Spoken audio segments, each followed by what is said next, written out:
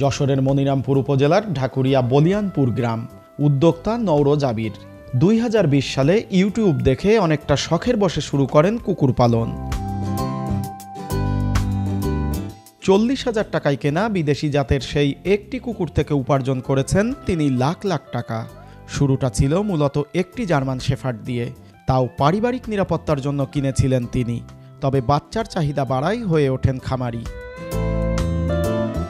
বর্তমানে আবিরের খামারে রয়েছে বড় 3টি জার্মান শেফার্ড ও 15টি ছানা।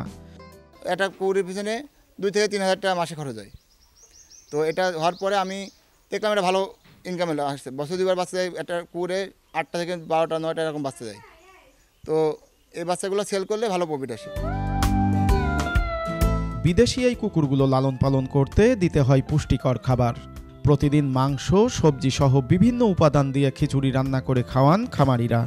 দেখভালের জন্য আছে কর্মচারী। বিদেশি জাতের সব কুকুর দেখতে তার বাড়িতে আসে আশেপাশের মানুষ।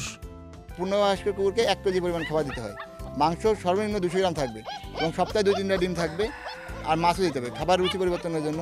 আর বছরে আপনার এদের পারো ভ্যাকসিন দিতে হয় একবার, এবং আপনার এদের 3 মাস পর কৃমি ইনজেকশনটা দিতে হয়। ছেলের কুকুর পোষাতে আমার কোনো সমস্যা নেই, আমি সার্বিকভাবে হেল্প করি, আর এতে আমার কোনো দ্বিমত নেই।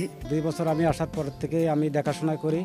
এদের খাতি দেওয়া লাগে সকাল 7টার সময় একবার, বিকেল 5টার সময় একবার। আর এদের খাবারটা আছে স্বাভাবিক খাবার, কোনো কামড় কুমড় দেয় না। আর মনে করেন ভালো লাগে, মানে সবার সাথে একটু খেলাধুলা। কুকুরের বাচ্চা রয়েছে, কুকুরের বাচ্চা হয়েছে নতুন কয়টা 15টা হয়েছে। এখন 15টার সাথে মনে করেন মাঝে মধ্যে খেলাধুলা করি, ভালো লাগে, অনেক ভালো লাগে। জার্মান শেফার্ড বছরে 2বার বাচ্চা প্রসব করে। প্রতিবার জন্ম হয় 8 থেকে 10টি বাচ্চার।